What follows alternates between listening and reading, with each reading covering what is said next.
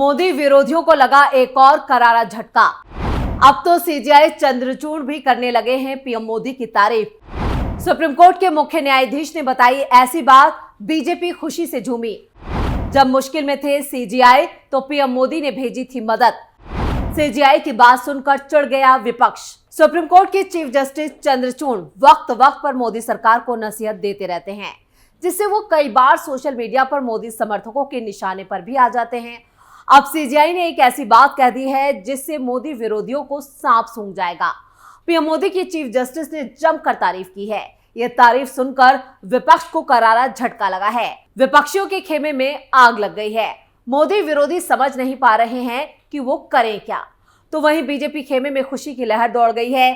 CGI के बयान से बीजेपी बम बम हो गई है। दरअसल अभी हाल ही में देश की सबसे बड़ी अदालत सुप्रीम कोर्ट से कई ऐसे बड़े फैसले सामने आए हैं जिससे मोदी सरकार की काफी किरकिरी हुई है, जैसे चंडीगढ़ मेयर चुनाव का मामला हो या फिर इलेक्टोरल बॉन्ड का मामला हो, जो मोदी सरकार के खिलाफ गए हैं। ये ऐसे फैसले थे जिससे विपक्ष को बीजेपी और मोदी सरकार को कोसने का मौका मिल गया था। चंडीगढ़ मेयर चुनाव पर जैसे ही सुप्रीम कोर्ट का फैसला उनके पक्ष में आया था, वैसे ही दिल्ली के सीएम अरविंद केजरीवाल तो दिल्ली विधानसभा में बीजेपी को जमकर कोसते हुए नजर आए थे। तो क्या कुछ कहा था केजरीवाल ने, पहले वो वीडियो देख लेते हैं। जो लोग भारतीय जनतंत्र का चीरहरण करने आए थे, भगवान श्री कृष्ण ने उनको पूरे देश के सामने उनका चीरहरण करके छोड़ा। और अध्यक्ष महोदय, उसके बाद की जो घटनाक्रम है, जिस तरह से सुप्रीम कोर्ट के अंदर यह मामला चला, हम लोग अदालतों को मंदिर की तरह मानते हैं। न्याय देना भगवान का काम है, न्याय भगवान देता है।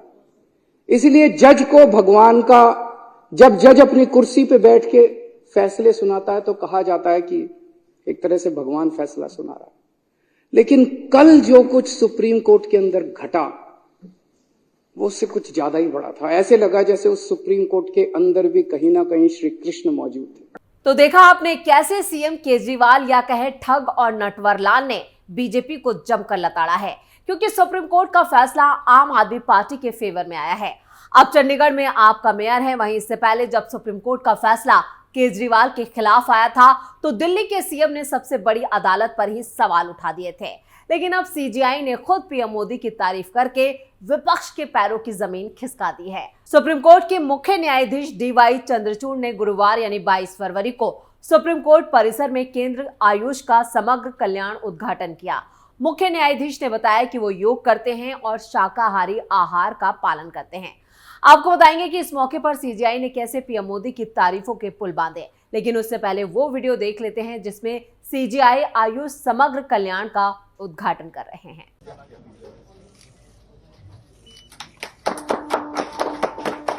तो इसी मौके पर सीजीआई चंद्रचूड़ ने आयुष से जुड़ा एक खास किस्सा शेयर किया। उन्होंने बताया कि जब वो कोरोना संक्रमण से पीड़ित थे तो पीएम मोदी ने फोन करके उनके लिए वैद्य और दवाइयों की व्यवस्था की थी। I just want to say that I have been associated with the work of Ayush since COVID broke out. I had a very bad attack of COVID and the Prime Minister called me up and said, I believe that you are down with COVID and I hope everything is fine. I realize that you are not in a very good shape, but we'll do everything. And then he told me that हमारे एक वैद्य हैं और वो हमारे secretary साहब भी हैं आयुष में, डॉक्टर कोटेचा। तो इससे उनके साथ मैं आपकी मुलाकात करा देता हूँ फोन पे, वो आपको मेडिसिन भेज देंगे। आयुष समग्र कल्याण केंद्र के उद्घाटन के मौके पर सीजीआई डीवाई चंद्रचूड़ ने कहा कि मेरे लिए ये एक संतोषजनक क्षण है। जब से मैंने सीजीआई का पदभार संभाला है तब से मैं इस पर काम कर रहा हूँ। मैं आयुर्वेद और समग्र जीवन शैली का समर्थक हूँ। हमारे पास 2000 से ज्यादा स्टाफ सदस्य हैं और हमें जीवन जीने का समग्र पैटर्न पर विचार करना चाहिए, न सिर्फ न्यायाधीशों और उनके तत्काल परिवार वालों के लिए बल्कि स्टाफ सदस्यों के लिए भी। उन्होंने कहा कि मैं आयुष के सभी डॉक्टरों का बहुत आभारी हूं। हम इसे सुप्रीम कोर्ट और इसके माध्यम से पूरे देश के सामने पेश कर रहे हैं। सीजीआई चंद्रचूड़ ने बताया कि वो योग करते हैं और शाकाहारी आहार का पालन करते हैं। उन्होंने कहा कि मैंने पिछले 5 महीनों में पूरी तरह से शाकाहारी खाना ही खाया है और इसका पालन किया है। मैं इसे जारी रखूंगा और जीवन के समग्र पैटर्न का ध्यान केंद्रित करने की कोशिश करता हूं, जो आप जो खाते हैं उससे शुरू होता है। उन्होंने कहा कि वो सभी न्यायाधीश और उनके परिवार और सुप्रीम कोर्ट के 2000 से ज्यादा स्टाफ सदस्यों के बारे में भी चिंतित हैं, क्योंकि उन्हें जजों जैसी सुविधाएं नहीं मिलती हैं। सीजेआई ने कहा कि मैं चाहता हूं कि उनके पास जीवन का एक समग्र पैटर्न हो। मैं मंत्री सर्बानंद सोनोवाल को इसके लिए धन्यवाद देना चाहता हूं। सीजेआई चंद्रचूड़ ने कोरोना काल को याद करते हुए कहा, कोविड फैलने के बाद से मैं आयुष से जुड़ा हूं। मुझ पर कोविड का बहुत बुरा असर हुआ और प्रधानमंत्री ने मुझे फोन किया और कहा कि मुझे विश्वास है कि आप कोविड से पीड़ित हैं और मुझे उम्मीद है कि सब कुछ ठीक है। मुझे एहसास है कि आप अच्छी स्थिति में नहीं हैं, लेकिन हम सब कुछ करेंगे। एक वैद्य है जो आयुष में सचिव भी हैं, मैं उनके साथ एक कॉल की व्यवस्था करूंगा जो आपको दवा और सब कुछ भेज देगा। तो सीजीआई ने कहा कि जब मैं कोविड से पीड़ित था तो मैंने आयुष से दवा ली। दूसरी और तीसरी बार जब मुझे कोविड हुआ तो मैंने बिल्कुल भी एलोपैथिक दवाई नहीं ली और पीएम मोदी की तारीफ की। अब देश की सबसे बड़ी अदालत के मुख्य न्यायाधीश ने जिस तरह से बताया कि पीएम ने उनकी कोविड काल में मदद की है, उससे साफ है कि विरोधियों की हवा निकल चुकी है। पीएम मोदी की तारीफ से सीजीआई के इस बयान से विपक्षी खेमे में खलबली मच गई है। अभी सीएम केजरीवाल सुप्रीम कोर्ट को मंदिर का दर्जा दे रहे हैं, जो कल तक सुप्रीम कोर्ट के फैसलों पर सवाल खड़े कर रहे थे। वैसे जितनी तेजी से ये शख्स पलटता है, इतनी तेजी से तो हवा का रुख भी नहीं बदलता। चलिए देखते हैं सुप्रीम कोर्ट से मिली राहत के बाद ये जनाब दिल्ली विधानसभा में क्या रहे थे। जो लोग भारतीय जनतंत्र का चीरहरण करने आए थे, भगवान श्री कृष्ण ने उनको पूरे देश के सामने उनका चीरहरण करके छोड़ा। और अध्यक्ष महोदय, उसके बाद की जो घटनाक्रम है, जिस तरह से सुप्रीम कोर्ट के अंदर ये मामला चला, हम लोग अदालतों को मंदिर की तरह मानते हैं। न्याय देना भगवान का काम है, न्याय भगवान देता है। इसलिए जज को भगवान का, जब जज अपनी कुर्सी पे बैठ के फैसले सुनाता है तो कहा जाता है कि एक तरह से भगवान फैसला सुना रहा है। दिल्ली के मुख्यमंत्री अरविंद केजरीवाल ने चंडीगढ़ मेयर चुनाव को लेकर भी बीजेपी पर बड़ा हमला बोला था। उन्होंने कहा था कि धर्म और अधर्म की लड़ाई है। इतना ज्यादा अधर्म हो गया है कि भगवान ने अवतार लेने का निर्णय लिया है। सीएम केजरीवाल ने आगे कहा कि किसान परेशान है, युवाओं को नौकरी नहीं मिल रही है, महिलाओं का घर का खर्चा नहीं चल रहा है, व्यापारी परेशान है। चारों तरफ इतना अधर्म हो गया है कि भगवान ने निर्णय लिया है कि अब भगवान ने तय किया है कि अब हमें अवतार लेना होगा, हमें हस्तक्षेप करना होगा। पिछले कुछ दिनों की घटनाएं हमें दिखाती हैं कि भगवान ने सीधे तौर पर हस्तक्षेप करने का निर्णय लिया है, जिस पर बीजेपी ने भी पलटवार करते हुए केजरीवाल की पोल खोल दी। आपके विधायक खरीदने के आरोप पर बीजेपी नेता राजेश भाटिया ने भी एक वीडियो साझा किया और लोगों के सामने केजरीवाल की पोल खोल दी। राजेश भाटिया ने वीडियो साझा करते हुए लिखा है, अब तक अरविंद केजरीवाल कह रहे थे हमारे पास रिकॉर्डिंग है। सच तो यह कि बीजेपी की तरफ से कोई आपके पास आया ही नहीं था। अब घड़ी घड़ी भाषण देकर नौटंकी ना फैलाएं। दिल्ली की जनता इन नाटकों से पूरी तरह वाकिफ हो चुकी है। कब तक झूठ का सहारा लेकर दुनिया को बेवकूफ बनाते रहेंगे। और बीजेपी नेता ने इस पोस्ट के साथ एक वीडियो भी साझा किया है। पहले वो वीडियो देखते हैं कि कैसे अरविंद केजरीवाल कई बार झूठ बोलते हुए पकड़े गए हैं। अपने अपने फोन रिकॉर्डिंग पे लगा लो, जो भी फोन आए रिकॉर्ड हो जाएगा, तो रिकॉर्डिंग पे लगा लो, रिकॉर्ड कर लेना। और अगर कोई आके मिले तो धीरे से अपना फोन की रिकॉर्डिंग ऑन कर देना, चाहे ऑडियो रिकॉर्डिंग ही ऑन कर लेना। इनको रिकॉर्ड कर लो, इनको एक्सपोज करना। किस चीज का सबूत दें? कभी किसी रिश्तेदार के जरिए आ जाते हैं, कभी किसी दोस्त के जरिए आ जाते हैं, आके कहते हैं जी आ जाओ हमारे साथ, अमित शाह से मिलवा देंगे, फलाना कर देंगे।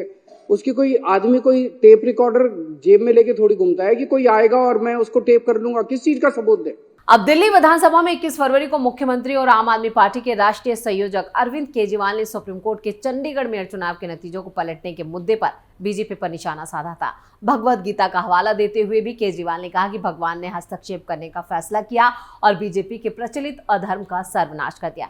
लेकिन जब विधानसभा में केजरीवाल बोल रहे थे, उस वक्त भी उनके चेहरे का रंग उड़ा हुआ था, क्योंकि केजरीवाल पर ईडी का शिकंजा भी कसता जा रहा है। तो क्या कुछ कहा केजरीवाल ने, ये भी देखते हैं। आज हमारे देश के अंदर जो हालात हैं, इतना ज्यादा अधर्म हो गया, इतना ज्यादा अधर्म हो गया है। खुलेआम एमएलए को खरीदा जा रहा है, खुलेआम सरकारें गिराई जा रही हैं। जितने भ्रष्ट लोग हैं उनको अपनी पार्टी में ये लोग शामिल करके उनको वो सत्ता का सुख भोग रहे हैं। लोगों के लिए स्कूल बनाने वाला मनीष सिसोदिया जेल के अंदर है, लोगों के लिए अस्पताल बनाने वाला सत्येंद्र जैन जेल के अंदर है। चारों तरफ हाहाकार है, लोग बहुत दुखी हैं और इन लोगों को पूरा कॉन्फिडेंस है कि 370 सीट लेके आएंगे। वो खुलेआम कह रहे हैं हम तो 370 सीट ला रहे हैं। इस देश के 140 करोड़ लोगों की हमें जरूरत नहीं है। तुम अपना घर बैठना, तुम्हें वोट डालनी है डालनी, नहीं डालनी मत डालना, तुम्हारी हमारी जरूरत नहीं है। तुम्हारे वोट की हमें जरूरत नहीं है, लोगों के वोट की हमें जरूरत नहीं है। खुलेआम कहा जा रहा है कि 370 सीटें आ रही हैं हमारी। कैसे? अब केजरीवाल पर कौन भरोसा करेगा जो अपनी नानी के साथ भी विश्वासघात कर चुका है। आपको बता दें, केजरीवाल का वो वीडियो तो याद ही होगा जिसमें वो राम मंदिर को लेकर अपनी नानी का जिक्र कर रहे थे। फिर उसी नानी को झूठा साबित करके रामलला के दर्शन करने भी पहुंच गए। चलिए पहले वो भी आपको केजरीवाल का वीडियो भी दिखाई ही देते हैं जिसमें वो नानी का जिक्र कर रहे हैं। जब बाबरी मस्जिद का ध्वंस हुआ तो मैंने नानी से पूछा, नानी अब तो आप बड़े खुश हो गए, अब तो आपके भगवान राम का मंदिर बनेगा। कहती है, ना बेटा, मेरा राम किसी की मस्जिद तोड़ के ऐसे मंदिर में नहीं बस सकता। अब बाबरी मस्जिद टूटने पर मातम मनाने वाला अरविंद केजरीवाल 12 फरवरी को अयोध्या पहुंचा और रामलला के दर्शन किए, यानी इसकी कथनी और करनी फिर सामने आ गई। दिल्ली के मुख्यमंत्री अरविंद केजरीवाल और पंजाब के सीएम भगवंत मान के अयोध्या जाने पर दिल्ली के मुसलमान खुद को ठगा हुआ महसूस कर रहे हैं। वहीं केजरीवाल का भी असली चेहरा लोगों के सामने आ चुका है। जो अब तक बीजेपी, पीएम मोदी और राम मंदिर का विरोध करता रहा, वो अब चुनाव आते ही रामलला के दर्शन करने पहुंच गया। पंजाब के सीएम भगवंत मान और सीएम केजरीवाल ने रामलला के दर्शन किए थे और इस दौरान दोनों प्रदेशों के मुख्यमंत्रियों के साथ उनका परिवार भी मौजूद था। राम मंदिर के प्राण प्रतिष्ठा समारोह में राम मंदिर ट्रस्ट ने भी कई राज्यों के मुख्यमंत्रियों को बुलाया था और वहीं अरविंद केजरीवाल को भी 22 जनवरी को ये न्योता भेजा गया था। वो अलग बात है कि वो नहीं गए थे, लेकिन बाद में वो अपने माता पिता और पत्नी बच्चों के साथ मंदिर गए और वहां पर उन्होंने दर्शन भी किए। सीएम केजरीवाल और पंजाब के मुख्यमंत्री ने यहाँ पर अयोध्या में रामलला के दर्शन करने ये दोनों पहुंचे थे और राम मंदिर में पहुंचने के बाद इन लोगों ने रामलला के दर्शन किए और खूब तारीफें की और इस मौके पर भी कई बड़े बयान भी दिए। लेकिन इस वक्त भी यहाँ पर कहें कि जो अरविंद केजरीवाल हैं उनकी बार बार पोल खुल रही है और वो अब लोगों के निशाने पर आ गए हैं और उन्होंने क्या कुछ कहा था, चलिए वो भी देख लेते हैं। आज मैं अपने परिवार के साथ, भगवंत मान साहब अपने परिवार के साथ अयोध्या जी में रामलला जी के दर्शन करने के लिए आए।